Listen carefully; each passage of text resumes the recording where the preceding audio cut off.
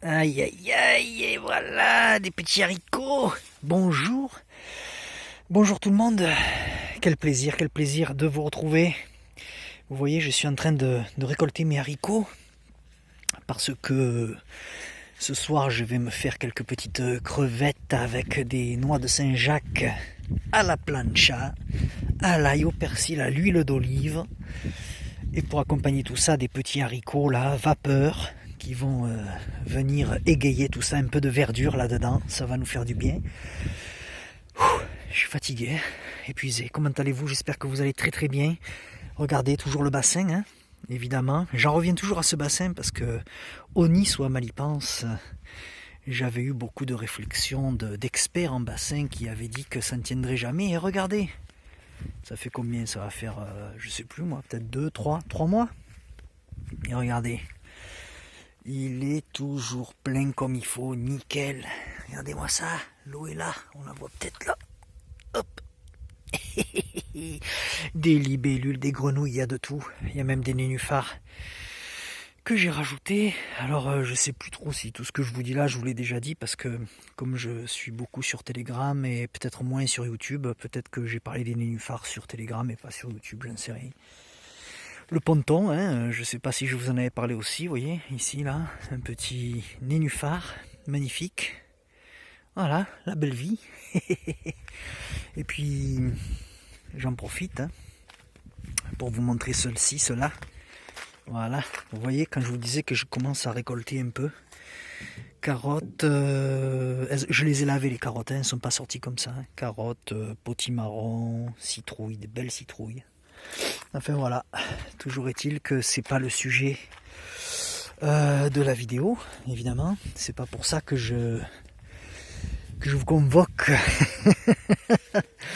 Non, mais sûr que non, c'était parce que je me dois de répondre à une question qui m'a été posée à de multiples reprises. Je vous avais dit que je répondrais à vos questions avec plaisir. Pourquoi et à quoi je me prépare? Ça m'a été posé à maintes reprises. Alors, vous savez, on a coutume de dire par facilité que ça dépend qui on est, d'où on vient. Hein. On a quelqu'un, c'est le grand spécialiste de ça. Hein. Moi, c'est pas mon cas et pourtant il a raison évidemment. Moi, dans mon parcours personnel, j'ai pas été sensibilisé par l'écologie, la collapsologie, ou alors c'est pas, j'estime pas qu'un météorite va me tomber dessus ou que la Terre est plate, toutes ces conneries qu'on entend sur les survivalistes par les bien-pensants. Pas du tout, pas du tout. Moi, c'est mon cheminement et mon expérience personnelle et professionnelle qui m'ont amené à des conclusions. À des conclusions qui font que l'actualité, notamment très récente actuellement, me donne raison. Et dans ce cas de figure, je n'aime pas avoir raison, je n'aime pas être conforté dans mon cheminement de pensée, parce que si je suis conforté dans cela, ça veut dire que les choses se dégradent et que ça va de plus en plus mal. Je ne crois pas non plus forcément à un effondrement de la normalité tel que certains le laissent imaginer, enfin le transposent dans leur, pas leur idéologie, mais dans leur cheminement de pensée. Moi, je pense plus à un déséquilibre actuellement de la normalité, un déséquilibre fort, de plus en plus fort. Pour moi, l'effondrement auquel on fait souvent référence à l'effondrement, il a eu lieu déjà. On vit, enfin moi en tout cas, je vais vous parler de moi, hein, et puis parce que moi je suis pas là pour donner des leçons, je suis pas professeur en survivalisme, hein, je suis pas le Manitou. Moi je pense que l'effondrement a déjà eu lieu, qu'on vit dans une époque totalement dégénérée, une époque que je n'aime pas, que je déteste. Je n'aime pas l'époque dans laquelle je vis, je n'aime pas la France dans laquelle je vis, et je n'aime pas la France dans laquelle mes enfants sont supposés grandir. C'est très difficile de définir l'époque dans laquelle, de détailler et de définir l'époque dans laquelle on vit, puisque moi je suis né en 76, donc j'ai 45 ans. La France dans laquelle j'ai grandi, la France dans laquelle je vis actuellement et la France qu'on me propose sont trois Frances différentes. La France dans laquelle mes parents ont évolué, bien sûr évidemment, vous savez, forcément c'est des boomers, c'est une France... la décadence a commencé là de mon point de vue, hein, la décadence, la dégénérescence de tout ça. Et je pense que je suis né beaucoup trop tard, j'aurais dû naître avant.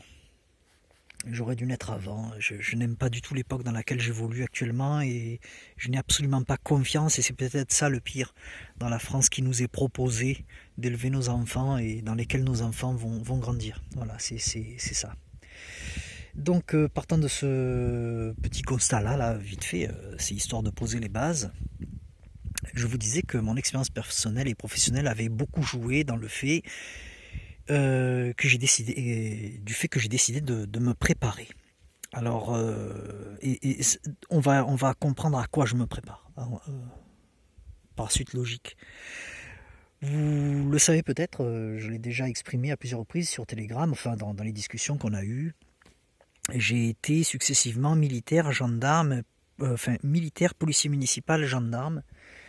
Et j'ai eu à travailler à de multiples reprises dans des quartiers fortement compliqués de Marseille, à savoir le quartier de la Belle de Mai. J'ai grandi à la Belle de Mai, moi. Hein. La Belle de Mai, pour ceux qui connaissent Marseille, j'y ai grandi, moi, jusqu'à 8-9 ans. Non, je crois 10 ans, 10 ans. Je crois 8-9 ans ou 10 ans, je me rappelle plus. Enfin, j'ai grandi à la Belle de Mai. J'y suis retourné beaucoup plus tard pour y travailler. Dans une station-service à Plombières. Les gens de Marseille doivent connaître la station Total de Plombières. Je crois qu'elle a fermé depuis. Relais Total de Plombières, donc bien caramélisé, avec Félix Piat à côté. C'est une grande cité de Marseille, vraiment dégueulasse. C'est un no man's land. Et j'ai vécu dans le 15e arrondissement, à côté du... Là, je m'adresse vraiment aux Marseillais, à côté du marché aux puces, là, juste là, boulevard de Lyon, là, tout ça, là. Avenue de Lyon, boulevard de Lyon, je ne me rappelle plus comment on appelle. À côté de la station, à côté de l'agence Adéco, là, et en face de la pharmacie. Je parle pour les Marseillais, hein, ils connaîtront. Hein. Ensuite, j'ai vécu un peu de tout ça. J'ai travaillé aussi avec l'intérim, mais alors par contre pour des années. Hein, j'ai travaillé des années en intérim, mais des années. Ah, la cité, comment on appelle? La Solidarité, dans le 15e, au-dessus de l'hôpital Nord. Et aussi dans le 10e arrondissement, à Herbel. Voilà, j'ai travaillé là. Comme je faisais le gardien d'immeuble, quoi. Voilà. Donc j'ai été dans tous ces métiers là que j'ai fait. À 45 ans, c'est déjà pas mal.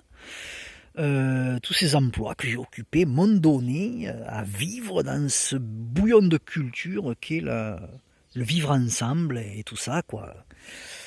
Et déjà, je peux vous dire que ça a bien formaté mon esprit, voilà, marseillais, hein, pagnolesque. Tout ça, ça m'a bien... j'étais dedans le jus, dedans bien comme il faut. Donc, ça m'a forgé un esprit de tolérance et de bienveillance et de vivre ensemble extraordinaire, extraordinaire. Et comment dirais-je, tout ça bien sûr avec la décadence des années 2000, post-98, là, après la France bleu, blanc, beurre et tout ça, là, ça c'est encore plus, on a été encore plus dans le jus. Tous ceux qui s'intéressent à ces données sociétales savent bien qu'on a vraiment fait une plongée en abysse formidable à partir de cette période-là. On était toujours dans la pente descendante, mais là on a quand même été dans la fosse, là. On est vraiment descendu fort fort. Et ceci étant, ça ne m'empêchait pas de faire mon train-train, parce que moi j'ai jamais été embêté, hein. J'ai pas d'animosité particulière, j'ai pas de problème particulier. Hein. Moi je me fonds là-dedans sans problème. Hein. Je suis agile, donc j'ai pas de problème. Toujours est-il qu'à l'époque, j'étais pas encore père de famille, ni rien du tout, et les choses ont changé, badaboum. Je deviens père de famille, et 10 ans plus tard, qu'est-ce qui se passe donc en 2005 pour la première fois? Et 10 ans plus tard, qu'est-ce qui se passe? Qu'est-ce qui se produit? Ce à quoi nous sommes confrontés. Moi, je regardais pas la télévision, je regardais rien. Ça a été la grande époque, vous savez, cette époque-là, là, dont je parle, pas du streaming, mais des téléchargements émules et tout ça, là, Napster et tout ça. Donc j'étais à fond dans l'informatique et tout. Je téléchargeais des films en veux-tu, en voilà. Jamais je regardais la télé. Jamais. J'écoutais même pas la radio. J'écoutais que des disques que je piratais, MP3, ce que tu veux. Donc j'étais hors d'atteinte de la télévision. Et un jour, qu'est-ce que je constate à la télévision? C'est de 2014, 2015, je sais plus quoi. Je constate quoi? Un tsunami de ce qu'on a appelé des réfugiés, des réfugiés qui sont devenus par la suite on a appelé ça des migrants. Et quand j'ai vu ça, j'ai pensé à mes enfants, j'ai pensé au futur. Ça m'a... Écoutez, c'est comme si on me montrait un astéroïde qui s'approchait de la planète Terre et qu'on me disait que irrémédiablement ça allait percuter, je sais pas moi, la France, ou la région où j'habite. Oh, ça m'a... ça m'a choqué, voilà. J'ai été très très choqué de ça. Et je me suis dit, là, faut faire quelque chose. C'est là qu'on en vient de d'où tu viens. Moi, j'ai grandi à Marseille, vraiment dans le jus. Je vous dis, j'avais les pieds dedans. Hein. Mais pour autant, j'ai jamais eu de soucis particuliers. Même adulte, hein, même dans les cités et tout dont je vous ai parlé, moi, on m'a jamais emmerdé. Mais vous voyez, aujourd'hui, je suis à la campagne et tout, je suis loin de tout ça. Mais tout ce que j'applique aujourd'hui en termes de faire des bassins, de faire du potager, tout ça, c'est pas des choses que j'ai appris récemment. C'est des choses qui ont toujours été en moi. Moi, j'ai toujours grandi un peu là-dedans. C'est-à-dire que mes parents ont quitté très vite, à l'âge de 8-10 ans, ont quitté Marseille pour le Var. Voilà, c'est pour ça que je vous fais vite fait la chronologie. Et ont été proches de la nature très direct. Les poules, les patatis, on égorge les poules, les canards. Et donc tout ça, moi je savais le faire, quoi. J'avais jamais mis en pratique tout ça, mais j'avais ça dans, en quelque sorte, mon ADN. Donc quand je suis arrivé ici pour refaire ma vie, pour me mettre à l'écart de tout ça, pour faire sécession de tout ça, parce que le terme il est là, hein, vous allez comprendre, je vais y venir vite fait. Tout ce que j'ai mis en place ici, ça m'a demandé un effort, mais qui a été un effort financier, uniquement un effort financier, parce que le savoir, ça ne se monnaie pas, je savais déjà faire 2-3 trucs, voilà. Pas tout, mais je savais faire des choses. Donc ça n'a pas été la difficulté. J'ai pas eu besoin d'acheter des livres sur ceci, cela, pour apprendre à faire pousser des tomates ou élever des poulets, quoi. C'était, je savais, plus ou moins je savais. Et véritablement, là où j'ai le côté survivaliste de la chose, c'est effectivement 2015, là, ça a été la Syrie et tout ça, là. Parce que moi, je suis d'une génération qui a connu déjà en 91, quand il y a eu la guerre du Golfe, moi j'habitais dans le Var, hein, il y avait déjà des gens qui pétaient des câbles et qui commençaient à mettre du sucre et de la farine et de l'eau chez eux en stock, quoi. Alors que la guerre, elle était à, je sais pas moi, peut-être 5-6 000 km de là, quoi. Donc vous voyez, mes parents se foutaient de leur gueule, ils disaient, mon Dieu, qu'ils sont cons, les gens, regardez-les, ils croient que la guerre, elle va avoir lieu ici, qu'ils sont bêtes et tout. Mais déjà, ce sentiment un peu de panique, je l'avais perçu à l'époque. Et nous, au collège, on en parlait. Je devais être quoi, en 6e à l'époque 91, non, je devais être en 4e, je crois. Et on commençait à dire, ouais, tu te rends compte, ça va être la guerre, et nanana. Enfin, c'était chaud, quoi. Donc, j'ai pas vécu l'époque comme sont certains un petit peu plus vieux que moi, qui ont une dizaine d'années de plus que moi, avec le bloc soviétique, tout ça, j'ai pas connu ça, à part dans les films. Le grand méchant, c'est toujours les Russes, mais j'ai connu toujours cette ambiance un peu. Et puis, vous savez, qui nous cassait les couilles au collège? C'était toujours les mêmes, en vrai. Voilà, c'était toujours les mêmes qui aujourd'hui me cassent encore les couilles. Et nous cassent les couilles et nous coupent la tête. Donc ça, moi, si vous voulez, le schéma a toujours été celui-là. C'est jamais un Russe qui est venu me faire chier. Voilà. Donc ou un Américain, le grand méchant américain. Non, ça a toujours été les mêmes. Donc, partant de ce principe-là, ayant baigné dans le jus marseillais, ayant réussi à en extirper grâce à mes parents, grandissant dans le Var à la campagne, mais étant obligé d'y retourner, parce que à la campagne, il n'y a pas de travail, hein, c'est pas vrai, donc retourner à Marseille, retourner un peu dans la merde et tout, parce que bon, c'est vraiment la merde. Hein. Et donc, je constate effectivement... J'étais déjà arrivé dans le coin, une ville à côté d'ici, vraiment dégueulasse par contre. Hein. J'étais pas encore à la campagne. Et quand ces événements sont survenus, l'angoisse, je dois le dire, je dois l'avouer, une forme d'angoisse. Je me suis dit non, c'est pas possible. Et pourquoi ça a été intéressant, le côté police, militaire, tout ça, gendarmerie, quoi. C'est parce que, dans le fond, quand j'ai vu ça arriver, j'ai constaté que, comment je pourrais dire, les trois institutions dont je viens de parler, qui sont censées nous protéger, la police, la gendarmerie, l'État quoi en général, étaient dépassées. C'est-à-dire que l'État si fort, qu'on le présente si fort, si puissant, et moi-même l'ayant servi quelque temps, on se rend compte qu'il est dépassé par des va-nu-pieds des gens qui débarquent du désert en sandales, avec des sacs à dos en toile de jute, des turbans à la place de casquettes. Et c'est eux qui ils rentrent, c'était... Quand j'ai vu ça, ça m'a vraiment fait penser à un tsunami humain, une marée humaine, un peu à la World War Z là. En plus, je crois que c'est pas à cette époque qu'était déjà sorti, comment ça s'appelle, Walking Dead. Ça m'a fait penser à ça. Vous voyez ce que je veux dire? C'était ces troupeaux humains là, qui un peu comme une inondation. Vous savez, l'eau c'est très dur à arrêter. Ben ça faisait pareil quoi. Tout cédait sur leur passage, ils passaient les frontières et puis ils arrivaient dans les endroits, ils massacraient tout. Oh là là là là. Ah là, je me suis dit, là, il va vraiment falloir que tu te prépares. Pourquoi? Parce que je n'ai aucune confiance dans l'État pour me protéger, parce que je sais qu'il est inapte. Voilà, je pense que c'est pas qu'il est incapable, c'est qu'il est inapte à me protéger. La police, la gendarmerie, les forces de l'ordre en général sont inaptes à me protéger moi, à protéger ma famille, mes enfants. On le voit au quotidien de toute façon. Regardez aujourd'hui là en ce moment, la police est employée à contrôler les passes sanitaires sur les terrasses de café. Ils le font très bien avec une grande vigueur, une grande puissance, avec leurs gilets pare-balles et tout ça. Mais par contre, ils sont inaptes à assurer la sécurité, par exemple, des Parisiens. Moi, je suis pas bien loin de Paris, là où est-ce qu'il y a les gars qui fument du crack, là, la colline du crack, tout ça, le quartier de l'Opéra, ou je sais plus comment ça s'appelle. Ils ont un endroit à Paris, là, ils ont envahi c'est eux qui gèrent, quoi. C'est eux qui dominent le territoire, quoi. Donc ils fument du crack, ils violent des mamans qui vont chercher les enfants à l'école, enfin des scandales. C'est quotidien, c'est tous les jours. Mais enfin, ils nous en parlent à la télé ou à la radio quand ça les intéresse, mais tous les jours il y a des exactions.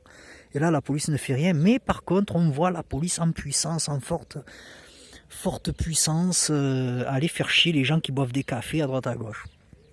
Bon, enfin, ceci étant dit, voilà. En plus, moi, j'ai fait partie, moi, de la gendarmerie, de la police. J'ai bien vu comment la gendarmerie et la police se comportent, ne serait-ce que avec les manouches quand ils viennent sur un terrain. Voilà, par exemple, ici, je pourrais être en veille de manouche. Là, ils décideraient d'installer leur caravane chez moi, là. Et bien, même si j'appelle la gendarmerie, le maire, qui tu veux, s'ils ont décidé de rester 6 mois chez moi, ils restent 6 mois. Parce que la gendarmerie ne fera rien. Et moi, je vous dis ça parce que moi, je l'ai vu de mes yeux, ça. J'ai fait partie des équipages envoyés pour, soi-disant, déloger les caravanes. La seule chose que vous faites, c'est vous relevez le numéro d'immatriculation des véhicules et puis ça s'arrête là. Et puis le chef des manouches, là, un peu l'Obélix, là, ou comment il s'appelle, le chef du village, là, l'Astérix du village, là, et puis voilà, prenez attache avec lui, comme on dit, et puis vous rentrez chez vous, et puis c'est fini. Puis le gars, il a dans le baba, hein, son terrain, il va être massacré. Regardez, tiens, les punks à chiens, là, les intermittents du spectacle, là, qui font comment on appelle ça, là, vous savez, les fêtes, là, les rêves parties sur les terrains. Regardez, ils font ce qu'ils veulent. Là, personne ne les emmerde. Mais par contre, toi, tu vas boire un café, tu as oublié ton machin, ou alors tu vas manifester contre le pass, ou je sais pas, ou comment on appelle ça, la machine des gilets jaunes. Là, par contre, les flics, là, ils vont jouer au mariole en moto, avec les casques, et en avant les coups de bâton, les yeux crevés. Tout. Là, il y a des yeux crevés. Là, il y a des bâtons, des mains cassées, des jambes fracassées, des mamans, des dames, des filles, des pauvres mecs qui se font massacrer la gueule. Mais jamais comment on appelle ça là, les black blocs, eux ils ont rien. Ou les gars en moto là, on te dit ouais, par exemple, on te dit on va interpeller les types et tout, alors que les gars qui font du rodéo en moto sur la place de la mairie à Lyon, eux on a ordre de leur foutre la paix. C'est pour ça que moi je n'ai absolument pas confiance en la police. Ensuite, je n'ai absolument pas confiance en la justice. Alors ça aussi, parce qu'étant donné que j'ai été gendarme une partie de ma vie, j'ai assisté à des audiences, j'ai assisté à des comptes rendus, à des jugements, quoi. J'ai amené des gens en prison, suis allé en chercher en prison pour les amener à l'audience et tout. J'ai vu comment ça se passe là-dedans. C'est un cinéma pas possible. Je n'ai absolument pas confiance en la justice. Et pourtant, c'est peut-être ce que je crains le plus, parce qu'ils savent vous taper. Ils savent vous taper, et quand ils tapent, ils savent sur qui taper, quoi, en tout cas. Et puis alors, ils cassent les reins. Parce que croyez-moi, l'État sait se défendre, mais il sait surtout qui il fracasse. Mais s'il veut fracasser quelqu'un, il le ruine. Ça, il n'y a pas de problème. Donc voilà, tout ça, ça a fait que j'ai dit, comme j'ai eu peur de ce que j'ai constaté à l'époque, j'ai dit, personne ne va pouvoir m'aider. Ni la police, ni la justice, ni l'État, ni rien du tout. Je dis donc, il n'y a qu'une personne qui peut t'aider, c'est toi. Il n'y a que moi qui peut m'aider par rapport à tout ça. Je ne pourrais pas, à ce moment-là, appeler au secours et personne va venir nous donner un coup de main, c'est pas possible. On va se faire ruiner, quoi. Et l'expérience faisant, petit à petit, j'ai mis en place tout ce que vous constatez, et c'est la raison pour laquelle je me prépare à tout ça, c'est ça. C'est parce que d'une part, en plus l'actualité en ce moment, je ne sais pas si vous êtes au courant, semblerait que on apprend là, par des canaux un peu biaisés, que on subirait éventuellement une pression encore migratoire incroyable d'Afghans ou de mecs de là-bas, là, des Pashtuns là, qui vont arriver ici, dans nos villes, dans nos contrées, dans nos villages. Donc ça va être encore joyeux. Et ça va être encore pareil, comment on appelle, des queues interminables de Pashtuns qui vont arriver. Alors tous ces architectes, des ingénieurs, des astronautes, des chirurgiens, tout ça. Voilà, des grands scientifiques qui vont arriver ici, qui vont s'occuper de nos gamines. Voilà. Moi, je suis papa de 2 petites filles. Hein, et j'ai l'impression que le monde s'organise pour m'envoyer des gendres, vous savez, mais des gendres de force. Voilà. Donc, on va métisser tout ça, ça va être bon. Donc, moi, j'ai pas envie de ça. Comprenez? C'est juste. En plus, j'en veux pas à ces gens-là, mais j'en veux plus à ceux qui les font venir. Voilà. Et c'est ce que je me dis, ces gens-là, un jour ou l'autre, il faudra leur présenter l'addition quand même, quoi. Mais bon, pour le moment, c'est pas le sujet de. Mais ça vous donne un peu un état d'esprit de qui je suis, hein, bien sûr. Et je serais intéressé de savoir pourquoi vous préparez à une astéroïde, à une invasion de sauterelles géantes, mutantes, ou est-ce que vous estimez que la Terre est plate et que d'un coup les pôles vont s'inverser, que vous voyez de quoi je veux. Enfin voilà. Écoutez, c'était un peu le but de la vidéo. Y a une chose aussi qui m'a été fait remarquer il y a pas longtemps. On m'a dit: tu es tout seul, il faut pas être isolé, tout ça. Tu dis que tu connais personne, c'est pas bien et tout et tout. Alors c'est vrai, je suis tout seul, je suis isolé, je connais personne ici. J'ai pas de voisins avec qui je m'entends particulièrement. Je dois vous dire la vérité, là, les gens qui sont là, je les connais pas. Là, la maison a été vendue il y a pas longtemps. C'est des gens, j'ai même pas envie d'aller les voir ni rien du tout. J'ai pas ce petit truc là qui fait que j'ai envie de fraterniser avec qui que ce soit.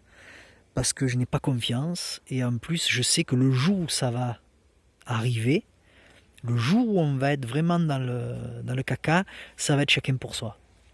Donc vaut mieux pas développer des sentiments pour avoir ensuite des remords ou quoi que ce soit, c'est pas la peine. Vous savez, le jour où on se met à courir, eh ben, il n'y en a pas beaucoup qui vous tendent la main. Hein. Peut-être et même en ce moment, hein, on peut le constater, les gens qui sont dans la merde, ils n'ont pas de coup de main. Les vrais, quoi, ceux qui ont besoin et qu'on serait en capacité d'aider. Hein. Non, les gens, ils sont plus aptes à faire des dons à la SPA ou à la Fondation Brigitte Bardot qu'à aider leurs prochains, quoi. Voilà. Et moi, comme je préfère aider les miens avant les autres, eh ben, je fais passer les miens avant les autres. Et moi, pour eux, celui qui habite là, c'est des autres, c'est pas les miens. Moi, les miens, ils habitent ici, là, dans ma maison. Voilà, c'est tout. Donc, je suis un peu la caricature, peut-être, du prépeur à l'américaine, là, vous savez, le gars qui est au milieu de ses boîtes de conserve et tout, là. Souvent, on définit les survivalistes comme ça. C'est vrai que c'est un peu une facilité à la France Inter de caricaturer les survivalistes comme des complotistes et tout ça. Mais bon, enfin voilà, moi c'était une petite réaction que je voulais avoir parce qu'on m'a posé plusieurs fois la question. Et ben écoutez, si vous voulez développer le sujet, moi ça m'intéresse fortement parce que là je suis tout seul à parler depuis peut-être, je sais pas moi, 5 à 10 minutes, je sais pas, 24 minutes déjà, voilà. Donc on va s'arrêter. Je vous invite, mes chers amis, à nous rejoindre sur Telegram, on est plusieurs. Je sais même plus combien on est, je crois qu'on était 98, on est presque une centaine, hein. Et sur la chaîne, je sais pas combien on est, 160, je crois, quelque chose comme ça, je sais plus. C'est déjà pas mal. Tout ça sans pub, hein. J'en ai parlé à personne. Alors je commence maintenant à en parler un petit peu parce que bon, il faut ramener du monde. Parce que par exemple sur Telegram, on est, je vous dis là, 98 je crois, mais bon, on est quoi, une quinzaine à tchatcher, hein. Les autres juste ils regardent, ils se sont inscrits, ils ont appuyé sur le bouton rejoindre le canal, mais c'est pas des gens qui parlent, on les connaît même pas, donc il viendra évidemment peut-être aussi le jour où il faudra un peu nettoyer tout ça pour qu'on y voit plus clair et garder que les gens effectivement qui prennent part aux discussions, c'est quand même plus intéressant. Voilà, je vous invite donc, vous qui regardez les vidéos, à nous rejoindre, ou du moins alors peut-être à participer au débat dans les commentaires, c'est sympa, c'est plus sympa, hein. Voilà, il faut profiter qu'il y ait des gens qui prennent la parole et qui invitent à discuter, parce que on a beaucoup de sommités de professeurs comment on appelle, en survivalisme, qui donnent des leçons, mais qui sont très critiques quand on leur fait justement des critiques. Alors que moi ici, les critiques, elles sont acceptées. Voilà, il n'y a pas de problème, il n'y a pas de modération dans les commentaires, à part vraiment si là, bien sûr, on passe dans les trucs délictuels, hein. Évidemment que si vous me parlez d'enfants à poil, je vais comment on appelle, vous modérer direct. Mais sinon, si vous me dites t'es un con ou tu dis de la merde, ça, il n'y a pas de problème, au contraire, hein. Prouvez-moi que je dis de la merde, ça me fera plaisir et ça me rassurera peut-être. Mes amis, je vous dis à bientôt, peut-être pour une prochaine vidéo. Alors vraiment, là, moi, je vais reprendre le travail dans pas longtemps, parce que ça va être la rentrée. Ah oui, il y a une chose que je voulais vous dire, parce que peut-être que vous ne l'avez pas vu, mais j'ai une petite poulette qui est en train de couver des œufs. Ah, il faut que je vous le montre, ça. Voilà. Vous voyez, quand on prend soin de la nature, elle vous le rend. J'ai ma petite poule ici, là. Ah, ma fille, tu fais des bébés? Elle couve 6 œufs. Donc théoriquement, je les ai mirés. Les 6 œufs sont fécondés. Donc je vais avoir des bébés poussins. Voilà. Donc je l'ai mis à l'écart, je l'ai mis ici pour la protéger du soleil sous ce pommier, pour la protéger du vent avec cette haie. Elle est peinard, elle est dans sa cabane. Ça fait déjà 2 ans que j'ai des petits poussins. Et là, ça me fera ma 3e année. Voilà, c'est pour ça qu'il y a la caisse avec écrit piou piou là. Parce qu'on avait fait avec mes enfants. Donc là, elle est peinard, elle fait sa petite vie. Au moins, elle n'est pas embêtée par les autres. Les amis, ça va faire une demi-heure que je tchatche, dans le vide en plus. Donc j'espère que vous me répondrez dans les commentaires, vous prendrez part aux discussions sur Telegram, mes chers amis. Et je vous dis à bientôt. Et surtout, préparez-vous sérieusement, parce que l'hiver vient. Voilà. Allez, ciao.